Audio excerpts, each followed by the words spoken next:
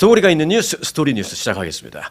그런데요, 이 건강하게 사는 건강한 장수 나이, 거기에 대해서 새로 들어온 소식이 하나 있어서 그거 좀 간단하게 좀 먼저 좀 전해드리고 뉴스를 진행할까 합니다. 뭐 건강 장수 나이도 뉴스이긴 합니다만은 간단하게 좀 전해드리고 미국 뉴스 전해드리도록 하겠습니다.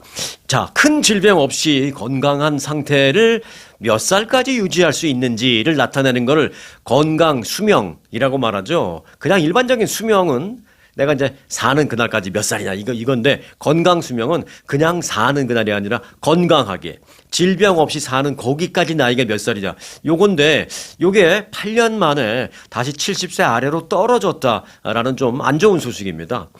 모든 사람들이 99세까지 팔팔하게 뭐 잘 아시죠? 뭐 그래서 9988 뭐 이런 얘기도 많이 하고 있습니다만 그걸 꿈꾸지만 정작 현실은 어찌 보면 좀 골골백세라는 말이 지금 다시 나오고 있는 그런 상황입니다. 자, 물론 한국의 통계입니다만은 우리 미주 한인들도 뭐 환경은 한국, 미국 사는 게 환경이 좀 다르니까 조금 환경적인 측면에서는 다르겠습니다만은 뭐 유전자나 뭐 기본적인 부분들은 한국에 있는 한국 분들과 뭐 별반 다르지 않을 것이다라고 생각이 돼서 참고를 좀 해야 될 것 같아서 좀 전해드리겠습니다. 자, 한국건강보험공단의 건강 수명 통계집에 따르면 한국인의 건강 수명은 69.89세로 나왔습니다. 69.89. 이게 8년 동안 계속 70세 이상이었는데 처음으로 떨어진 거예요.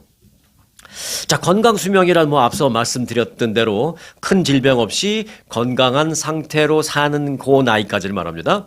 지난 2013년 69.69세였던 건강 수명은 2014년부터 계속해서 70세 이상을 유지하고 있었습니다. 그런데 최근에 2년 동안 좀 감소세를 보이다가 지금 70세 밑으로 떨어진 겁니다.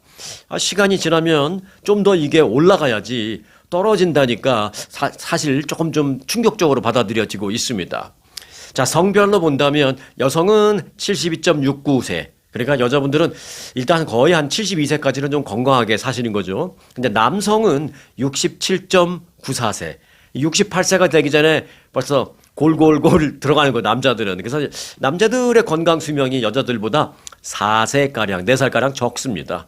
자, 의료계에서는 건강 수명이 줄어든 여러 가지 원인이 있지만 그 주요 원인으로는 고혈압, 당뇨, 하여튼 그 만성 질환의 증가를 꼽고 있습니다.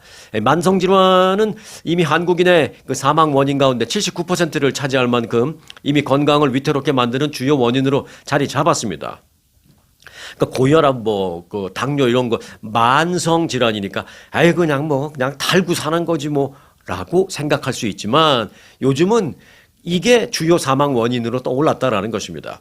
자, 그런데 이게 한국의 통계를 제가 말씀드린다라고 전해드렸잖아요. 근데 이게 한국에서만 그렇게 건강 수명이 줄어든 건 아닙니다. 자, 이곳 미국도 통계가 있습니다. 자, 미국의 통계는 뭐 백인, 흑인, 뭐 동양인 뭐 다 합친 거니까 우리 한국 사람만은 아니기 때문에 그런 정도는 좀 우리가 참고할 수 있겠습니다만은 또 한 측면에서는 이제 환경적인 면에서는 미국의 통계도 우리가 좀 볼 필요가 있으니까 자, 미국에서도 건강 수명이 많이 낮아졌습니다. 30년 전보다 오히려 0.4세 줄어들었다는 연구 결과가 나왔습니다. 그런데요, 미국의 건강 수명은 몇 살인지 아세요? 앞서 제가 한국은 69.89세라고 말씀드렸죠. 이건 남자 여자 토탈 평균으로.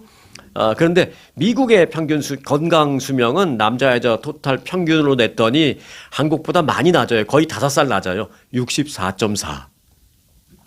그러니까 이제 미국 사람, 그러니까 우리가 뭐 미국에 살지만 그래도 좀 우리하고 좀 다른 통계라고 생각을 합니다만은 일단 미국에서의 노년의 건강 수명은 64.4, 65세가 안 되는 겁니다. 네.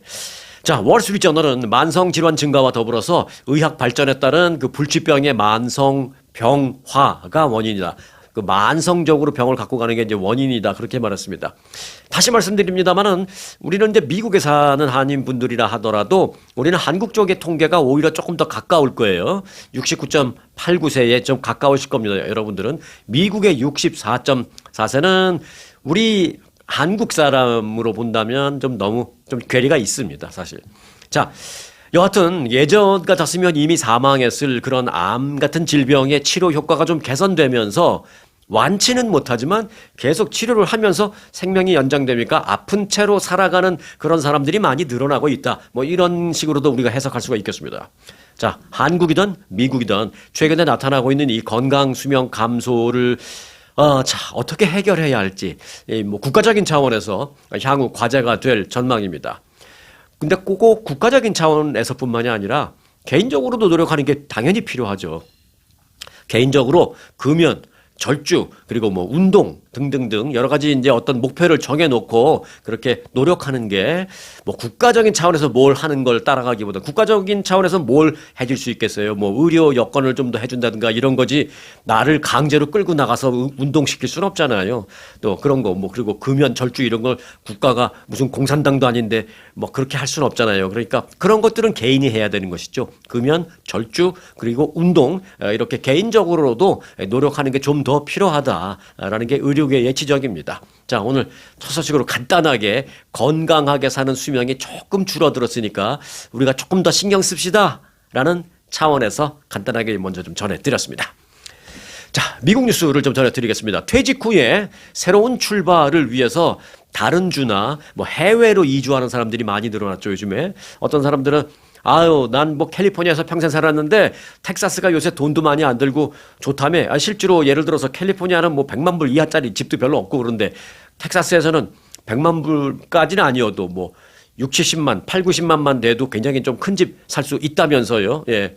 이거는 뭐 제가 뭐 어느 동네를 더 또 미화하고 뭐 텍사스를 조금 더 뭐 디스하고 이런 건 절대 아닙니다. 뭐 전 텍사스에 살아본 적은 없지만 저희 조카들이 그 텍사스 대학에서 그 박사학위 공부하고 그럴 때 이제 거기서 오래 살았었는데 저희 집에 놀러 오고 왔다 갔다 하면서 얘기를 하는 걸 들어보면 그렇더라고요. 예, 텍사스에서 자기 교회 장로님 댁에 갔는데 막 집이 엄청나게 크고 막 그런데 그 친구들도 이제 조카들도 LA 있다가 갔으니까 엄청나게 크고 그러는데 생각보다 그렇게 많이 비싸지 않았습니다, 삼촌 하고 이제 얘기해 주는 걸 보면 캘리포니아보다는 이 정도 좀 싸구나 그런 걸 알 수 있는데 여하튼 포인트는 그게 아니라 그래서 은퇴하면 그렇게 좀 같은 돈으로도 더 큰 집 아니면 뭐 좀 작은 집을 싸게 살 수 있는 그런 데로 이제 이주하려는 사람들 많습니다. 그래서 요즘에 뭐 이 은퇴하면서 네바다로 가시는 분들도 많고요. 또 텍사스로 가시는 분들도 많고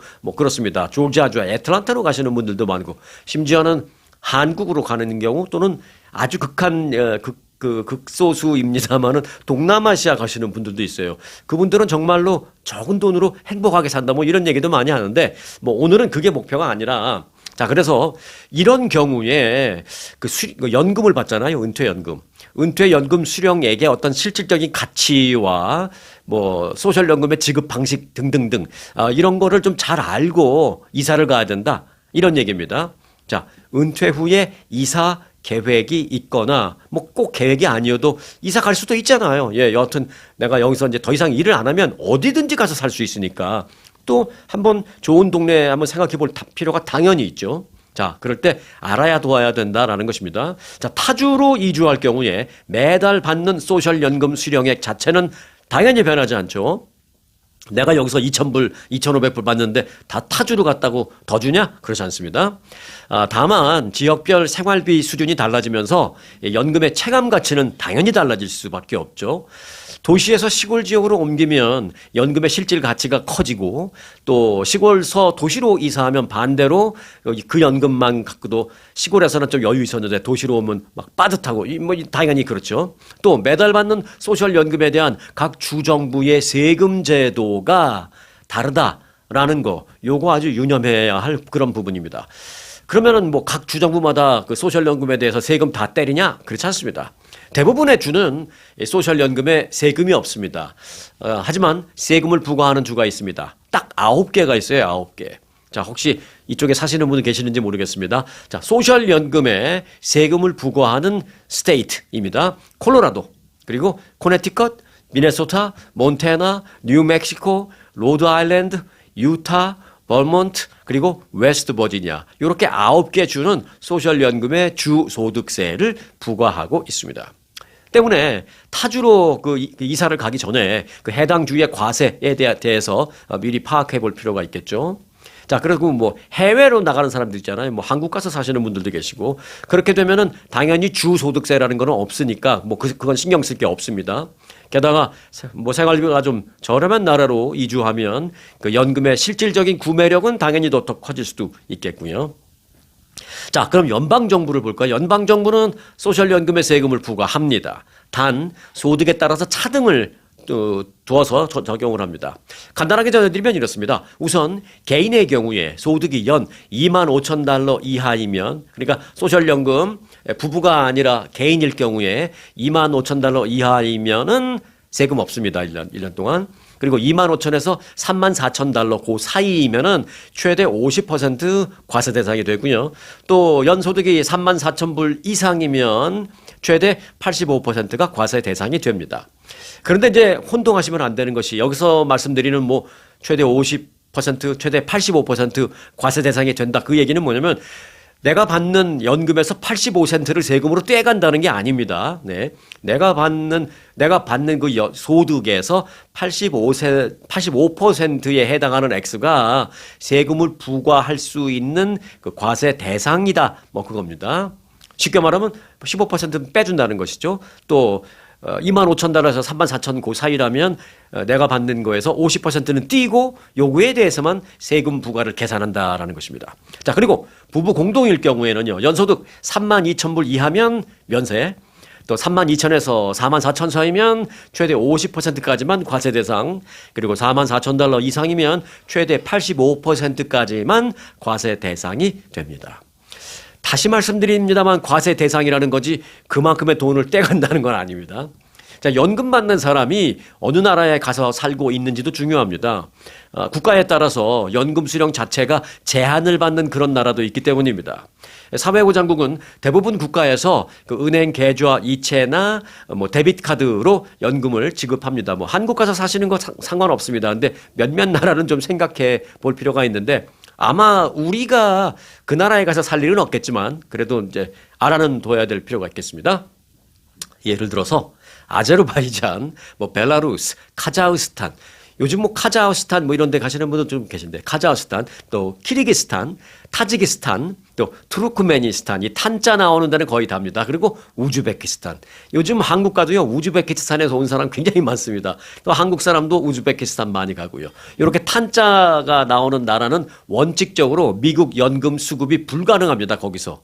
거기 가서 살면 미국 연금 못 받아요. 그러면 아예 내가 거기서 3년 살았으면 3년 동안 연금 못 받고 다 날리는 거냐? 그건 아닙니다. 나중에 소급해서 받기는 맞습니다. 그런데 뭐 나이 많이 먹어서 그때 소급해서 목돈 받으면 뭐예요? 내가 다달이 쓸 돈이 있는 게 중요하니까 그런 점 참고해 주시기 바라겠고요.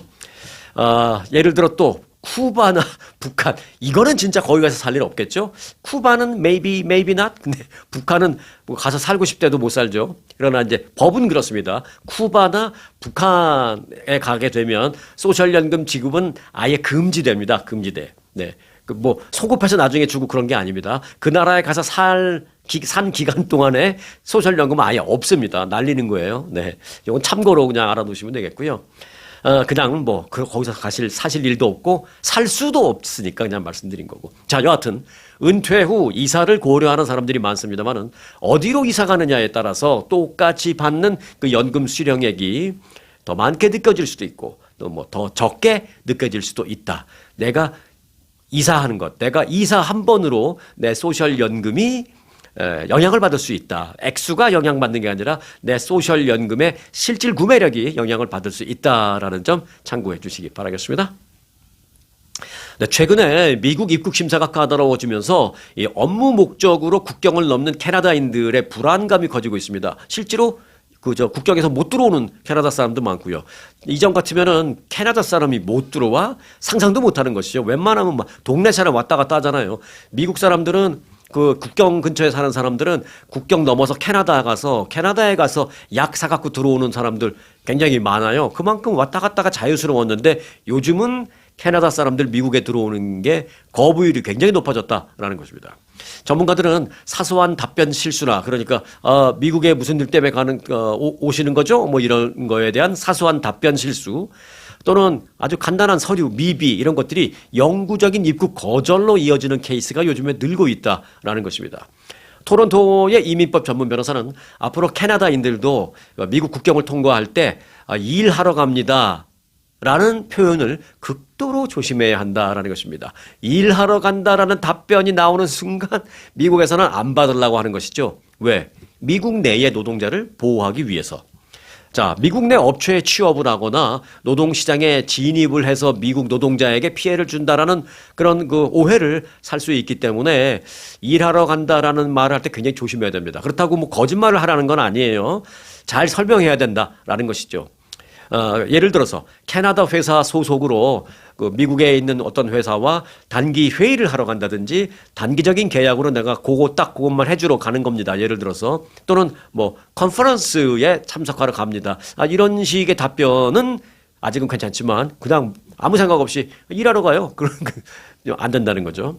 미국 입국이 거절되는 가장 흔한 사유는 미국인이 대체할 수 있는 그런 노동을 하러 온다라고 답변을 했을 때입니다. 그러니까 미국에 없는 그런 기술을 갖고 오면은 아유 그냥 할 수 없이 들여보내 주는데 이거는 미국 사람도 할 수 있는데 네가 왜 와? 이제 이런 거는 안 되는 거죠.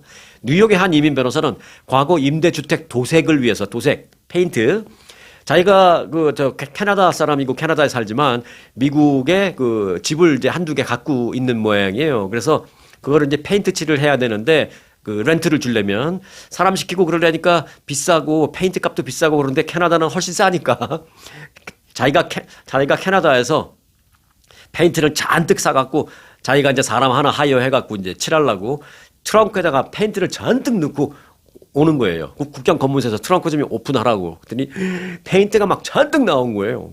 이거 뭐냐? 했더니 내가 국경 근처 미국에 갖고 있는 집이 있는데 내가 페인트 칠 하려고 이거 사갖고 갑니다. 거절당해서 다시 돌려보내졌습니다. 왜?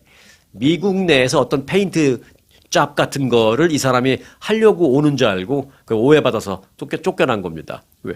미국에서 페인트 같은 거는 뭐 미숙련 노동이기 때문에 그렇게 무슨 숙련된 기술자 당연히 이것도 물론 기술이 필요합니다만은 페인트 칠하는 데 있어서 뭐 2년 3년 공부해갖고 무슨 사법시험 통과하듯이 또는 무슨 라이센스 받아갖고 비즈니스 하시는 분들 말고요. 그냥 칠하는 경우에는 무슨 라이센스 정부 라이센스 받아갖고 그 정도까지는 아니잖아요. 그래서 이제 그렇게 숙련공이 아니어도 할 수 있는 그런 일을 빼앗아 갈까봐 쫓겨난 겁니다. 그 사람은 페인트칠 하러 오는 줄 알고. 네. 그러니까 그런 거를 조심하라라는 것입니다. 최근 미국 국경에서 벌어지는 일련의 검문 강화는 양국 간의 특별한 관계가 이제는 미국과 캐나다 예전 같지 않음을 여실히 보여주고 있는 상황이 매일 일어나고 있다라고 합니다.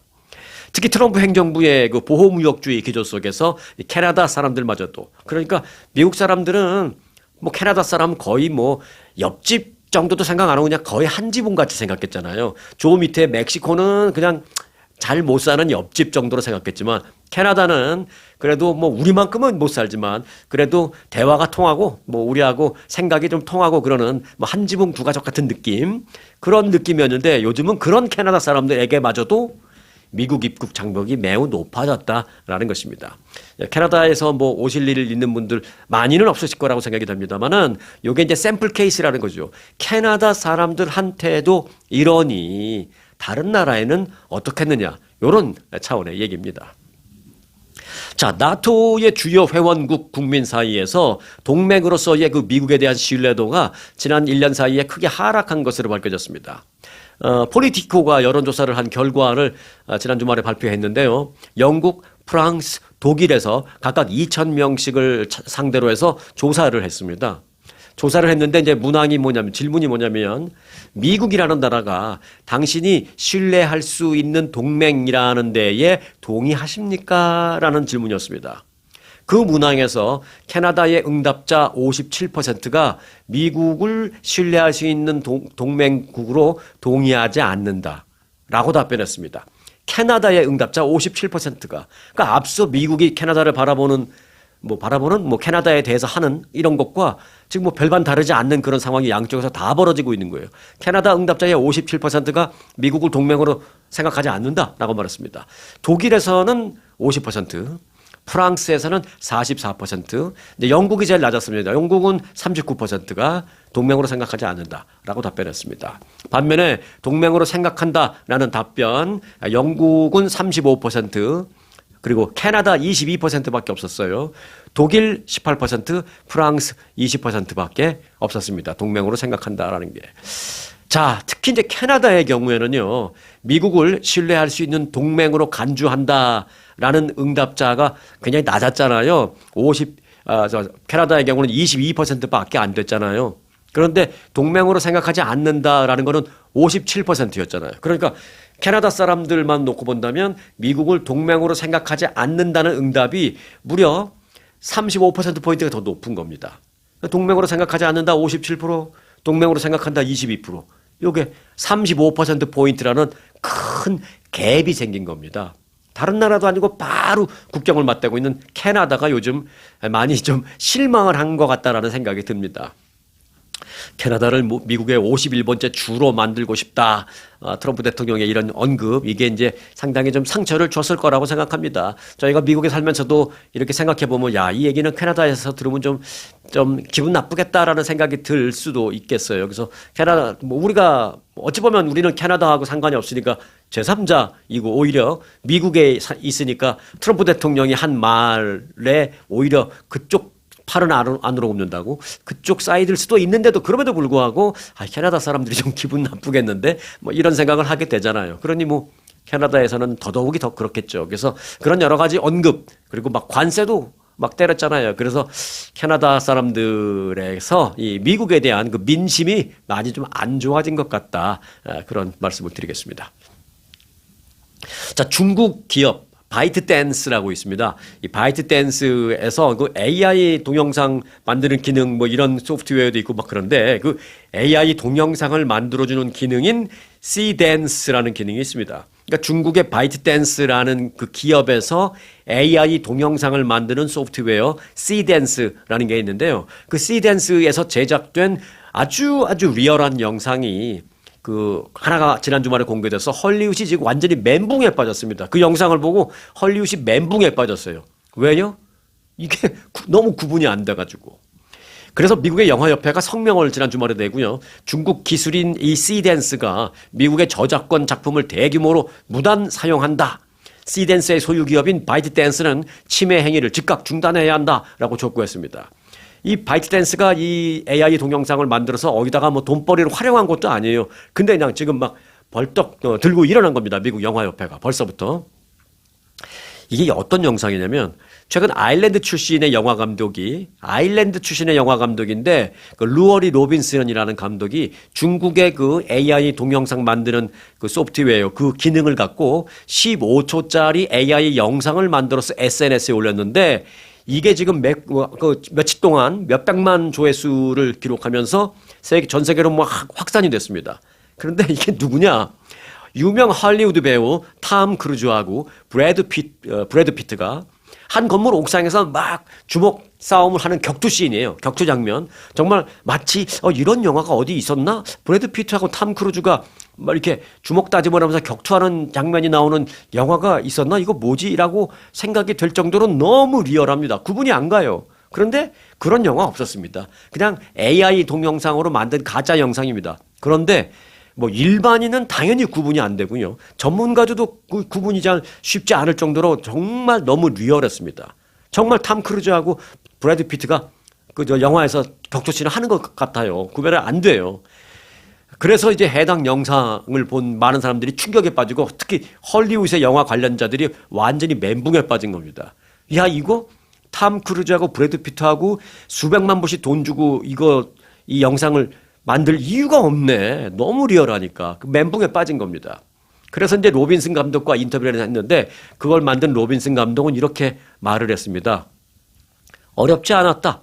중국의 바이트댄스가 갖고 있는 그 Cdance라는 소프트웨어에 2줄짜리 명령어만 입력했더니 바로 이런 영상이 나왔다라고 말했습니다.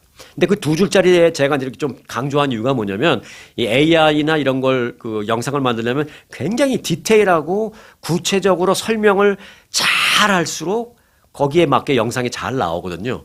이제 그것만 해도 벌써 이제 초기 버전인 거죠. 지금은 그렇게 막 디테일하진 않아도 그냥 두 줄 정도로 해서 브래드 피트와 브래드 피트와 탐 크루즈가 어떤 옷을 입고 어떤 날씨 속에 어떤 건물 옥상 위에서 그 격투씬을 벌이는 뭐 그런 그 영상 만들어줘라고 한 두어 줄 썼더니 이건 헐리우드 영화 제작자들 구분이 안 될 정도로 리얼한 게 나온 겁니다. 그래서 완전히 멘붕에 빠진 거죠.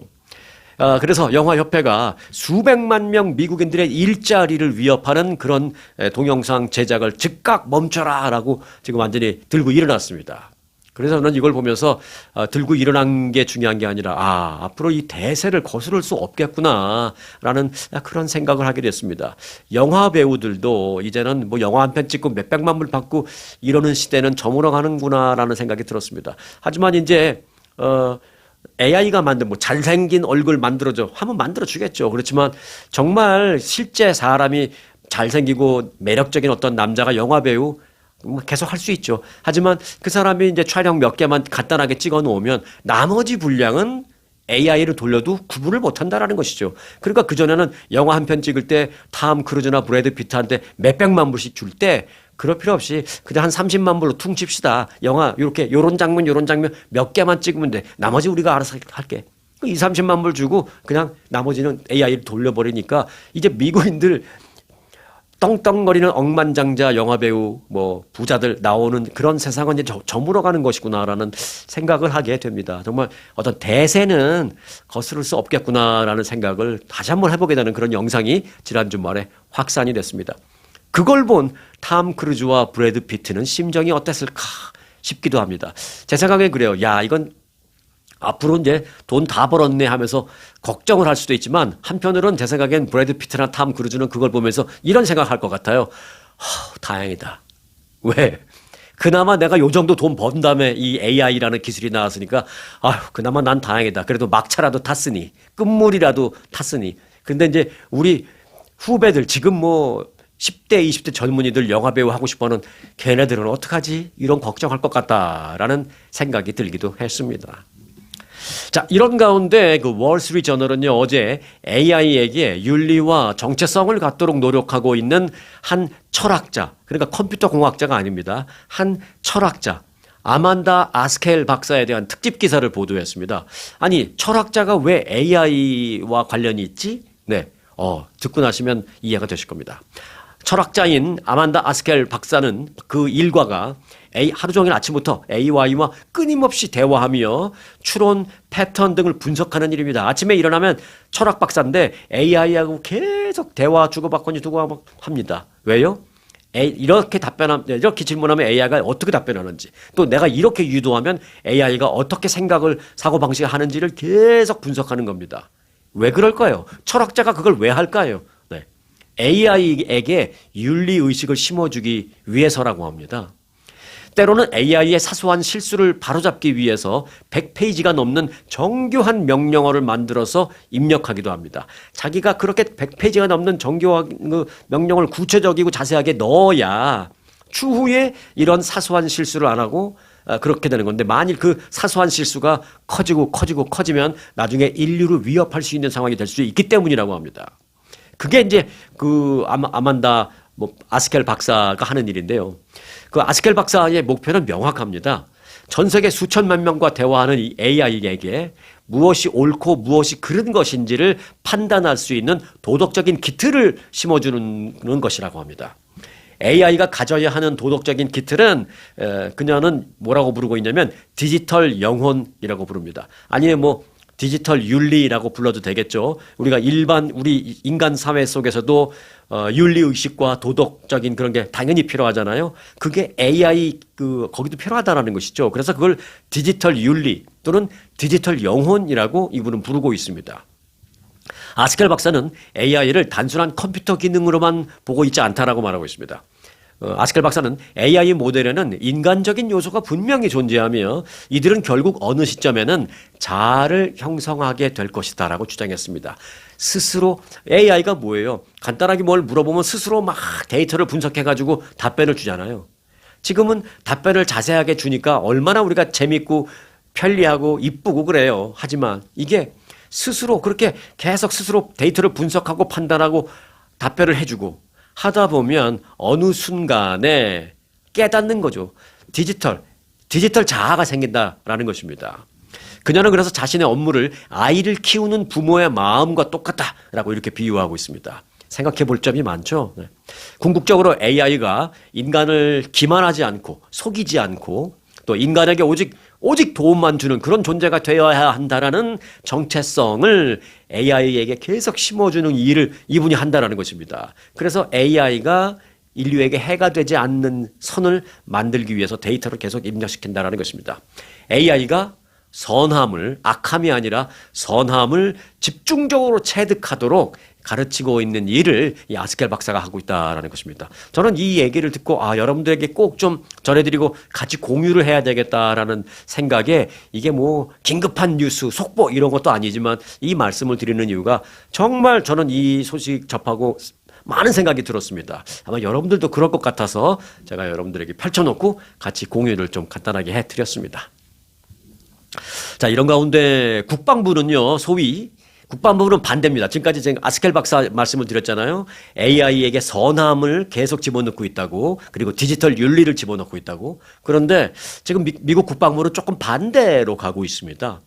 국방부는 소위 양심 있는 AI는 필요 없다 라면서 양심 있는 AI를 그 모토로 하고 있는 기업과의 결별을 선언했습니다. AI의 자아와 관련 직원들의 양심 스토리로 잠깐만 좀 전해드리겠습니다. 국방부가 베네수엘라 대통령 체포작전에 활용됐던 AI를 개발한 회사 엔트로픽이라고 있습니다. 이 엔트로픽 회사와 계약 해지를 검토하고 있다라고 밝혔습니다. 이유는 AI를 전쟁터에서 활용하는 그 윤리 문제를 놓고 국방부와 이 엔트로픽이라는 회사가 지금 대립하고 있기 때문입니다. 국방부는 무기 개발, 정보 수집, 또 전쟁터에서의 작전 수행 등 민감한 분야에서 합법적으로 AI를 쓰고자 엔트로픽과 지난 수개월간 협상을 계속 진행했지만 지금 협상이 잘 안 되고 있습니다. 왜? 엔트로픽이 우리 기술을 전쟁터에 쓴다고요? 안 됩니다라고 버티고 있기 때문입니다. 엔트로픽은 이제 돈을 못 벌면 못 벌었지 우리 기술을 전쟁터에 나가서 사람들을 죽이고 해치고 하는데 쓰는 건 우리는 원치 않습니다. 그래서 지금 국방부하고 이제 얘기가 안 되고 있는 거예요.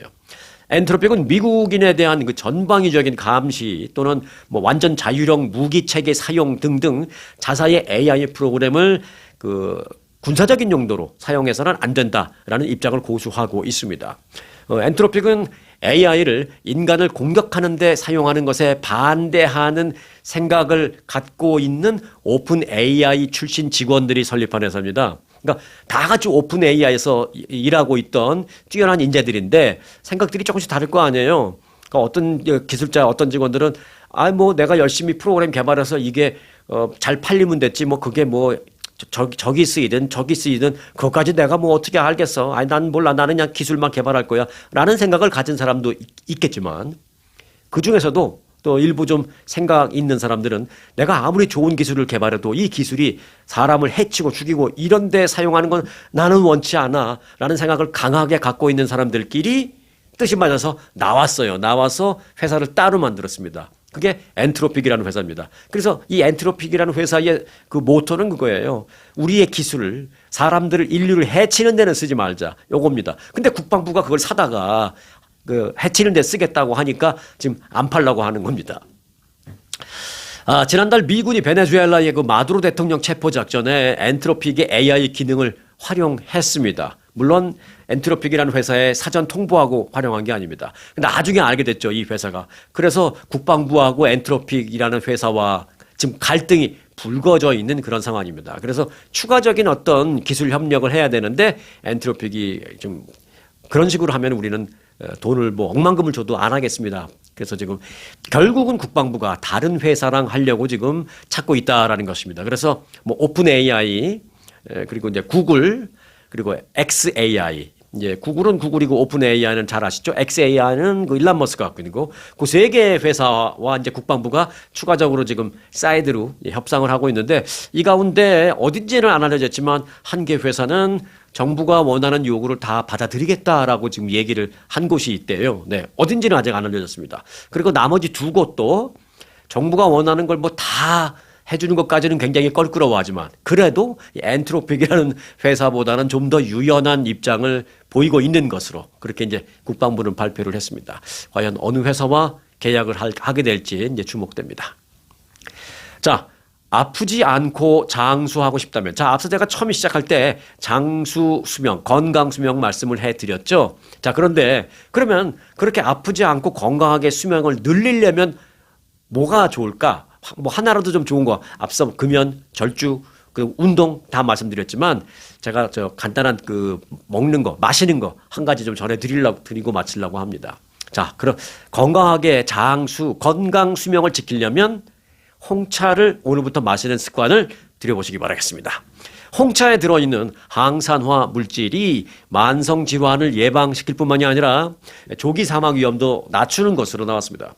국제저널 내과학 연보, 내과학 저널에 공개된 연구에 따르면 하루에 2잔 이상 홍차를 마시는 사람들은 전혀 마시지 않는 사람들에 비해서 조기 사망 위험이 9% 내지 최고 13%더 낮은 것으로 나타났습니다. 연구에 참여한 40대 이상의 영국 남녀, 이게 영국에서 진행된 연구거든요. 영국 남녀 50만 명을 데이터를 분석했습니다. 그 중에서 약 80%가 정기적으로 홍차를 마셨다는 것입니다. 영국 사람들은 뭐 티 많이 마시기로 유명하죠. 그렇다고 영국 전 국민이 다 홍차를 즐기는 것은 아닌데, 이제 일단 50만 명을 조사를 했더니 한 80% 정도가 홍차를 즐기는 것으로 나타났습니다. 그래서 그들을 중심으로 11년 이상 추적 관찰을 해보니 홍차를 전혀 마시지 않은 사람들보다 홍차를 마신 사람들이 심혈관 질환이나 뇌졸중을 포함한 조기 사망 위험이 적게 봐도 9%, 좀 많이 본다면 13% 정도 더 낮았다라는 것입니다. 자, 그럼 왜 그럴까요? 네, 홍차에는 카테킨 그리고 테아플라빈 같은 항산화 물질이 많이 들어있다는 것입니다. 체내에 들어온 산소는 대사 과정에서 불안정한 상태로 변해서 이 세포막과 세포 내에 있는 유전자를 공격하죠. 그래서 이제 산화가 되죠. 이를 이제 활성산소라고 하는데 소위 말해서 산화가 되죠. 그래서 산화가 되니까 세포가 늙어지니까 사람이 늙어지는 거잖아요. 그래서 그 산화가 되는 걸 막으면 좋을 거 아니에요? 그러니까 그 막는 걸 항산화라고 하는데 그 항산화를 해야 암도 안 걸리고 뇌졸중도 안 걸리고 그러는 겁니다. 홍차에 들어있는 이 항산화 물질은 활성산소의 활동을 억제시켜서 만성질환을 예방한다는 것입니다. 특히 카테킨의 그 항산화력은 얼마나 세냐? 비타민 E의 200배. 그리고 비타민 C의 100배에 달한다라는 것입니다. 비타민 C가 항산화 그 능력이 좋다고 해서 저는 비타민 C 좀 즐겨 먹는 편이거든요. 뭐 매일은 아니지만 가끔 이제 며칠에 한번 비타민 C 알약도 먹기도 하고, 매일 먹는 건 좀 찝찝해서, 그리고 이제 거의 매일 그 레몬을 쭉 손으로 짜서 따뜻한 물에 쫙 해서 레몬 티를 마시는 걸 좋아하는데, 그게 왜 항산화시키고 싶은 그 욕심 때문에 그러거든요.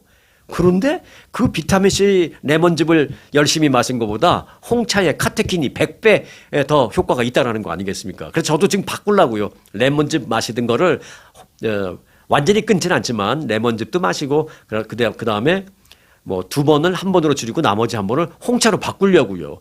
아, 레몬보다 항산화 카테킨 그 기능이 100배를 더한다니까. 네.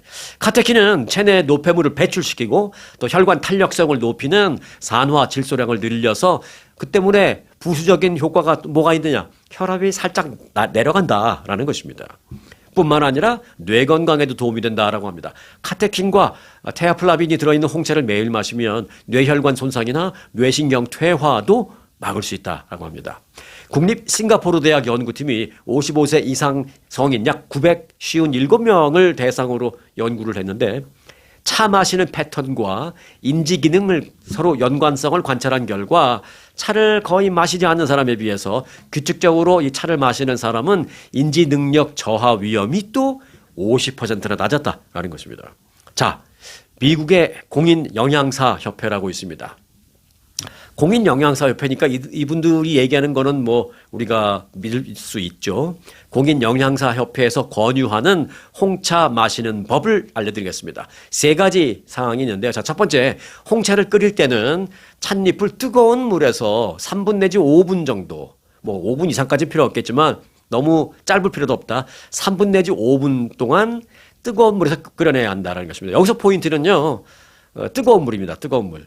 카테킨 성분은 80도 이하의 미지근하거나 차가운 물에서는 잘 녹아나지 않기 때문에 홍차는 반드시 카테킨 성분을 우려내기 위해서는 80도 이상의 뜨거운 물에서 우려내야 한다. 요게 이제 첫 번째 권장사항입니다. 자, 두 번째, 홍차의 탄닌 성분이 철분의 흡수를 방해할 수 있기 때문에 차에 그러니까 홍차를 마실 때 레몬즙을 살짝 뿌리거나 비타민 C가 풍부한 음식과 좀 같이 먹으면 훨씬 좋다. 철분 흡수를 방해하는 걸 또 막아줄 수 있기 때문에 플러스 알파 좋다. 그러니까 홍차를 끓여서 그 레몬 쫙 뿌려서 먹으면 더더욱 안성맞춤이겠죠. 자, 그리고 이제 세 번째는요. 홍차를 그냥 하루에 한 잔 먹고 큰 기대를 할 수는 없다. 그래도 홍차를 매일 2잔 정도는 먹어야 된다라고 말하면서 그럼 언제 먹느냐? 이른 아침이나 이른 오후 정도에 먹는 게 좋다라는 것입니다. 왜? 늦은 오후로 가게 되면 이제 홍차에 이제 카페인이 많으니까 밤에 또 잠 못 잘 수도 있고 그러니까 시간이 뭐 3시, 4시 넘어가면은 이제 그 후에는 홍차 먹을 필요 없지만 아침에 일어나서 홍차 좋고 그리고 점심 식사하고 한두 시 홍차 좋다. 그래서 한 2잔 정도 마셔라는 것이 이제 세 번째 권장 사항이었습니다. 자, 홍차에 대해서 다시 한번 인식을 하게 됐습니다. 저 스스로도 그렇습니다. 커피가 부담스러우시다면 홍차를 즐겨 마시기 바라겠습니다. 뭐 여러 가지 커피도 좋은 뭐 기능이 있고 효과가 효능 뭐 많이 있는 것으로도 알고 있습니다만은 또 뭐 부작용 뭐 심장이 좀 떨린다든지 이런 걸 호소하시는 분들도 계세요. 커피에 대해서. 그렇다면 커피 그냥 신경 끄시고 홍차로 오늘부터는 드시기 바라겠습니다. 하루에 2잔 정도 드시기 바라겠습니다. 자, 오늘도 건강한 하루 되시기 바랍니다. 오늘 영상 마칩니다. 아주 특별한 아주 즐거운 아주 기분이 좋은 아주 편안한 아주 행복한 아주 추억의 남을 같은 코스 같은 일정이라도 추억은 차이가 납니다. 고객 만족도 1등 아주 투어. 내 인생 최고의 순간을 든 여행 아주 좋은 아주 투어 아주 좋은 213-388-4000